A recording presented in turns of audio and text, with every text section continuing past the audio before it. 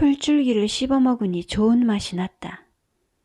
땅에 붙어앉은 풀 한 오라기를 뜯어 깨물자 하얀 실과 같은 섬유질이 탱탱하게 당겨 나왔다.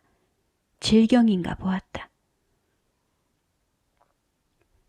초록의 자주색이 끼어 소담스럽게 피어있는 잎줄기에서는 새콤한 맛이 섞여났다. 소리쟁이였다. 쌉싸래한 고들빼기 이파리들을 뭉쳐서 입에 넣었다. 이것저것 모르는 들풀들을 잘근잘근 씹어보았다. 입안에 가득한 두터운 풀들은 씹을수록 속살이 달아 배고픔이 사라지는 것도 같았다. 까만 땡골을 한 줌 훑어서 입에 털어넣자 톡톡 터지는 게 시원했다. 탱글탱글한 땡골을 달고 있는 까마중의 여린 잎을 밥에 비벼 먹은 적이 있었다. 어제 저녁 밥상 앞에서 숟가락도 들지 못하고 쫓겨났던 아이가 아침밥을 거르고 도망 나오듯 학교로 와서 수업이 파하니 오후가 되었다. 끼니를 연이어 굶은 아이는 걸을 힘도 없었다. 풀밭에 서서 저편 구름을 바라보았다. 구름 사이로 보이는 하얀 집에서 굴뚝 연기가 피어오르는 것 같았다. 밥을 짓기 위해 불을 떼는 모양이었다. 연기를 줬던 아이는 저도 모르게 가마득한 구름 속으로 들어가는 기분이 들었다. 풀즙을 먹어 허기가 달래지고 풀숲의 순한 기운에 잠이 솔솔 감겨왔다. 꿈길에서 아이는 풀 이파리들을 신발 속에 거두어 넣었다. 여비를 마련해 두는 양 바지 주머니 속에도 풀줄기들을 차곡차곡 모아 넣었다. 대지의 끝과 하늘이 맞닿은 곳에 겹겹으로 펼쳐진 산맥들이 보였다. 산맥을 향해 걷던 아이는 어느 결에 강에 도착해 있었다. 강가로 가까이 다가가 물속을 들여다보았다. 물고기들이 살지 않는 것 같았다. 검은 강에는 사람의 그림자조차 없었다. 그곳은 처음 가본 데였다. 강이 너무 고요하여 괴기하기까지 했다. 불현듯 눈을 뜬 아이가 몸을 일으켰다. 집에 도착한 아이는 안으로 들어가지 못하고 서 있었다. 아이가 눈앞에 보이자 여자는 다시금 화가 치미는가 보았다. 아이를 향해 이런 갈보 같은 년이 감히 여기가 어디라고 기어 들어오느냐며 도끼 어린 눈을 하고 덤벼들었다. 풀 위에 누워있던 아이를 동네 사람이 보고 여자에게 말해준 모양이었다. 그런 아이 때문에 애먼 자신이 망신을 당했다며 여자가 비난을 퍼붓기 시작했다. 너 학교 갔다 오다가 아무데나 자빠져 있는 저희가 무엇이야? 어느 놈이 와서 뭐 해주기를 바라 길바닥에 벌러덩 누워있는 거야? 너처럼 어려서부터 밝히는 더러운 갈보녀는 소리 안 나는 총으로 쥐도새도 모르게 쏴 죽여버려야 되는데. 아이가 여자를 망망히 바라보았다. 뭘 쳐다봐, 씹을 팔려나. 저런 더러운 년은 지금이라도 소리 안 나는 총으로 쏴서 쥐도새도 모르게 팍 죽여버려야 하는데. 여자의 눈은 살기가 가득하고 얼굴은 분노로 일그러졌다. 사람들이 다 너를 싫어해. 갑작스런 말이 들려왔다. 흉하게 구겨졌던 여자의 얼굴에 웃음기가 번지고 있었다. 암상이 피어나는 여자의 얼굴을 여러 번 본 적이 있었다. 사람들이 다 나를 싫어하는 이유는 내가 갈보년이기 때문일까? 나는 왜 이렇게 더러워져 가는 것일까? 가치없는 존재가 주변에 괴로움을 주며 지금껏 살아온 것이구나. 나 같은 건 소리 나지 않는 총에 맞아 죽어야 한다. 그렇기는 하지만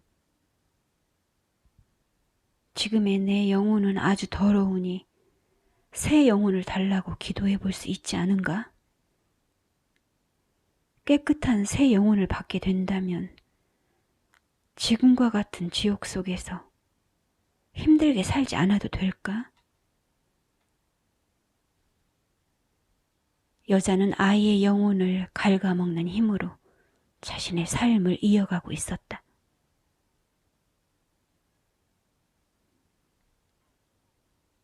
팔이 아프도록 여러 번 펌프질을 해봐도 헛일이었다. 마중물을 윗구멍에 들이부으며 펌프질 연거푸 했는데도 물올림은 되지 않았다. 아이는 하는 수 없이 남의 집으로 물을 길러갔다. 양쪽 손에 대롱대롱 달린 동이의 물은 아이의 발걸음을 따라 출렁출렁 흔들리다가 그 분량을 이리저리 반쯤 털어버리고 큰 물통 안에 부어졌다. 아이는 미리 물을 길어놓아 여자가 물을 쓰는데 불편함이 없도록 해주고 싶었다. 저녁놀이 깔릴 무렵 집으로 돌아온 여자는 아이가 길어다 놓은 물로 씻고 있었다. 여자가 갑자기 타박을 늘어놓기 시작했다. 넌 종일 집에서 뭐 했냐? 청소니 빨래니 할 일은 쌓여 있는데 물만 잔뜩 길어다 놓으면 대수야? 지청구를 먹은 아이가 걸레를 빨러 갔다. 괜스레 시키지 않은 짓만 해놓은 것 같아 멋쩍게 걸레를 헹구었다. 야! 물 아깝게 시리. 대강 빨 일이지 못하러 걸레를 그렇게 깨끗이 파냐? 헹구던 걸레를 쭉 짜서 아이가 마루를 닦기 시작했다. 야! 마루를 그렇게 얼기설기 닦으면 어떡해? 하는 꼬락서리를 보니 대성 부른 나무는 떡잎부터 알아본다는데 넌 떡잎부터 노랗게 썩어 사람 되기는 글렀어. 아이는 맨 끝으로 돌아가서 처음부터 다시 마루를 꼼꼼히 닦았다. 갈보 같은 게 마루에 물을 쳐 바르는구나. 그렇게 물을 쳐대어 마루장이 썩기라도 하면 네 몸이라도 팔아서 새 것으로 갈아줄 테냐? 아이는 빨랫감을 찾아 대야에 한가득 담았다. 그러자 여자의 불벼락 같은 목소리가 다시 귀청을 때렸다. 아이가 어떤 행동을 해도 거슬려만 할 뿐 여자는 만족하는 법이 없었다. 샘이 마른 것인지 물이 나오지 않는 날이 계속되자 인부들이 새 샘을 뚫으러 왔다. 여러 명의 남자들이 앞마당 한 털을 잡아 전동기가 달린 쇠막대기로 땅을 파들어갔다. 찾아오는 사람들이 거의 없는 집에 낯선 이들이 샘을 판다고 시끌벅적 소란을 떠는 데다 동네 사람들까지 들러서 구경을 하고 가니 아이도 덩달아 들떠 있었다. 샘을 파서 모터를 달면 수동 펌프질을 하거나 남의 집에서 물을 길어오는 수고는 하지 않아도 되었다. 기쁜 아이는 집 안팎을 들락날락하며 흥겨워했다. 한데 신이 나서 상기된 아이를 벼랑간 여자가 불러 세웠다. 여자의 안색이 심상치 않았다. 아이는 불안한 마음으로 여자를 따라 방 안으로 들어갔다. 무릎 꿇고 똑바로 앉아, 씨발려나. 쩌렁한 소리가 내려쳐졌다. 네가 지금 왜 이렇게 달떠서 정신을 못 차리는 거냐? 저 아저씨들이 네 애인이라도 돼? 샘 파러 온 이들 중에 마음에 드는 남자라도 있으면 대줄래? 남자들한테 뭐를 바라는 년처럼 그 근처에서 얼쩡거리고 있냐? 어느 놈의 시선을 끌어보려고 남자들 앞에서 젖통을 흔들고 다니며 흥분해 있는 거냐고!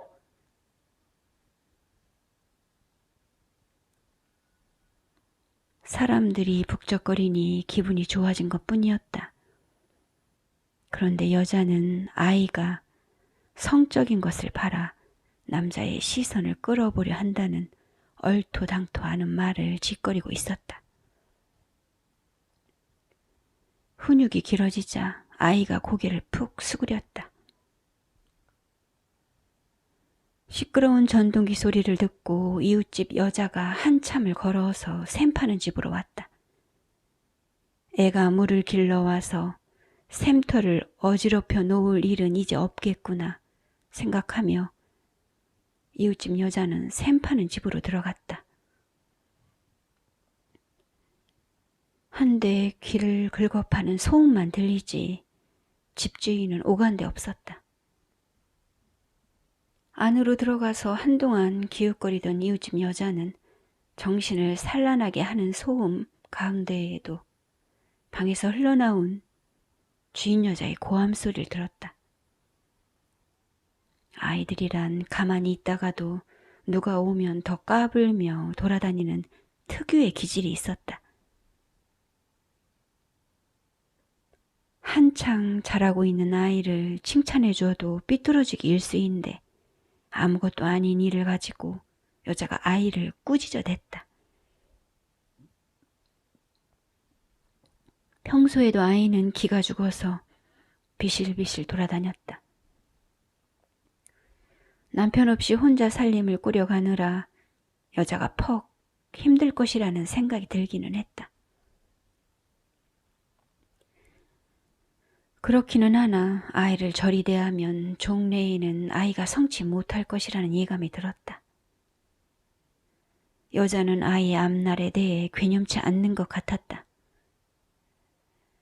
잠시 후 방 안쪽에서 철썩철썩 소리가 나다가 쿵쿵 울리는 소리까지 들려왔다. 아이가 맞고 있는 것 같았다. 잘못했으니 용서해달라는 울부짖음이 새어나왔다. 어찌 저토록 여자가 자기중심적이고 모질 수 있을까? 사람에게는 악한 부분이 있으면 선한 부분도 있는 법인데 여자는 아이를 향해 악으로 가득 차 있었다. 저토록 두들겨 맞을 만큼 아이가 잘못한 것이 무엇이란 말인가? 사소한 일에도 눈을 뒤집어가며 감정대로 대하는 것은 훈육이 아니었다. 조금 있으면 여자가 아이의 머리채를 휘어잡고 집 밖으로 끌고 나와 근처를 휘젓고 다닐지도 몰랐다. 여자는 자기 성찰이나 자기 통제 없이 내키는 대로 아이를 대했다. 그뿐 아니라 주변 사람들에게도 행티 사나운 기질을 부리기 일쑤였다. 제 새끼 제가 키우는데 이웃이라 할지라도 이래라 저래라 참견하며 나설 수는 없었다. 꽥꽥 내지르는 소리를 엿듣다가 이웃집 여자는 서둘러 그 집을 나왔다. 샘을 파고 난 후 물은 콸콸 쏟아졌다. 물 걱정이 없으니 시간은 한가로이 흘러가는 것 같았다. 여자가 궁둥이를 들썩거리며 텃밭을 맸다. 모종을 심은 곳에 물을 주려는 것인지 여자는 아이에게 물을 떠오라고 시켰다.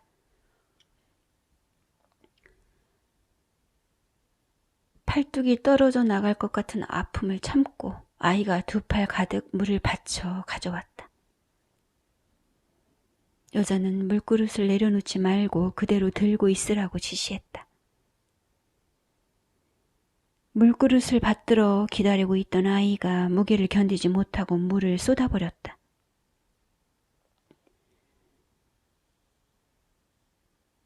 참을성이 부족한 아이에게 참을성이 없는 여자가 다시 떠와 라고 소리를 빽 질렀다. 아이가 끙끙거리며 물을 떠와서 다시금 받쳐들고 서 있었다. 됐다고 말할 때까지 물그릇을 바닥에 내려놓지 말고 들고 있으라고 여자가 명령했다. 한참을 기다렸는데도 물을 내려놓아도 된다는 허락의 말은 떨어지지 않았다. 잠시 후 아이가 물을 쏟으며 주저앉아 버렸다. 다시 떠와! 라는 불호령을 듣고 아이는 또다시 물을 들어갔다. 우둔한 아이는 물그릇을 작은 것으로 바꿔서 가볍게 떠오는 요령을 부릴 줄 몰랐다. 배짱 말라서 고른 아이를 놓고 여자는 그 인내심을 테스트하고 있었다. 떠온 물은 얼마 있지 않아 또다시 그 무게를 참아내지 못하고 아이와 함께 주르륵 내려앉았다. 이를 목도한 여자가 단숨에 밭가로 뛰어나왔다. 여자는 아이의 머리채를 그어진 후 휘휘 몇 바퀴를 돌렸다. 아이의 머리 쪽에서 드드득 드드득 소리가 나는 것 같았다. 여자의 손 안에 머리카락들이 한가득 뽑혀 들어왔다. 발길질을 당한 아이가 바닥으로 쓰러졌다. 여자가 잽싸게 아이의 모가지를 발로 틀어밟아 짓눌러 놓았다. 그런 다음 아이의 얼굴에다 되는 대로 발길질을 시작했다.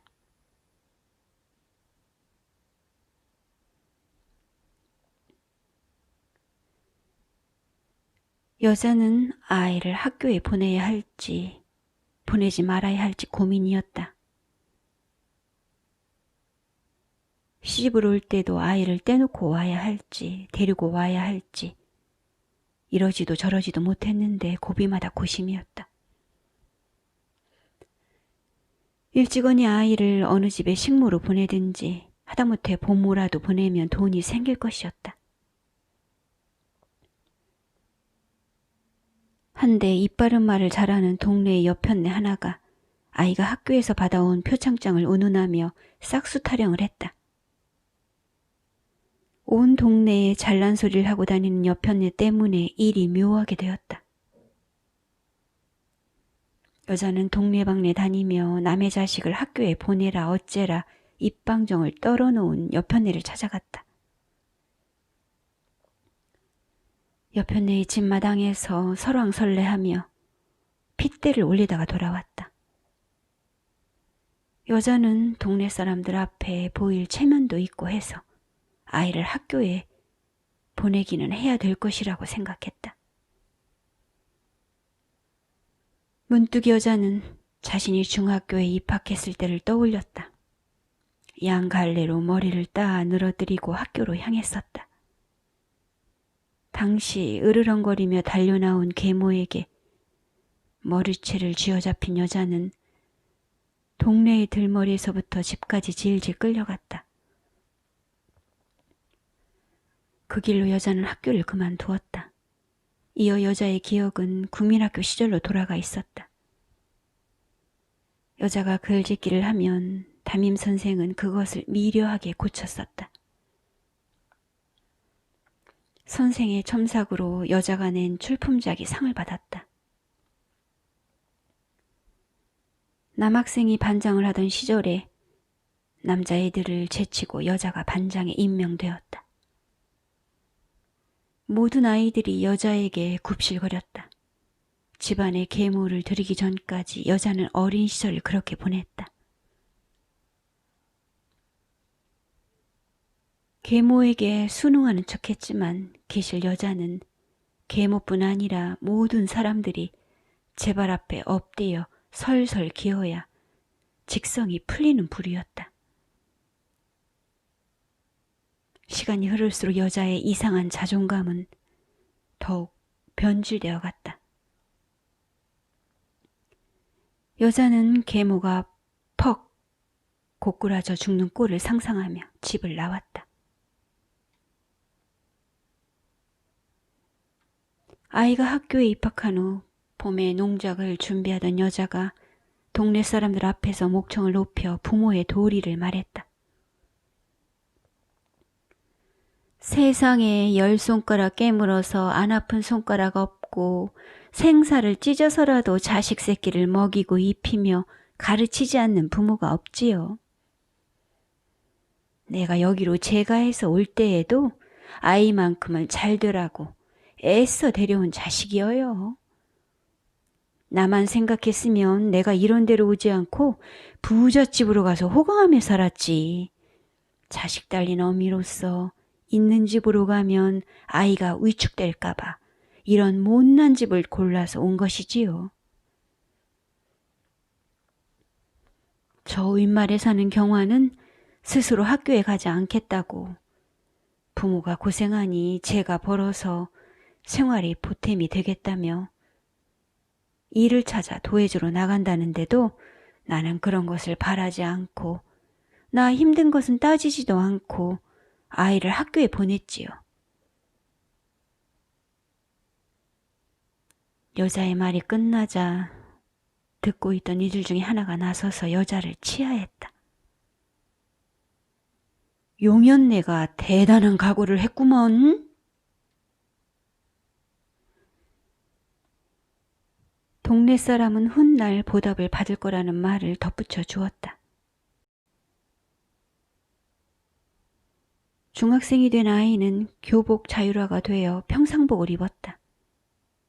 교복을 맞추느라 돈을 쓸 필요가 없었고 의무 교육이라 학비를 내지도 않았다. 다만 아이는 앞섭이 헐쩍 벌어진 바지를 입고 학교에 다녔다. 바지는 지퍼가 고장이 난 것이었다.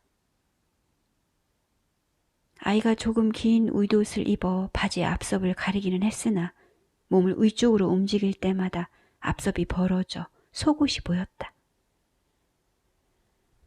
다른 애들이 아이를 놀려댔다.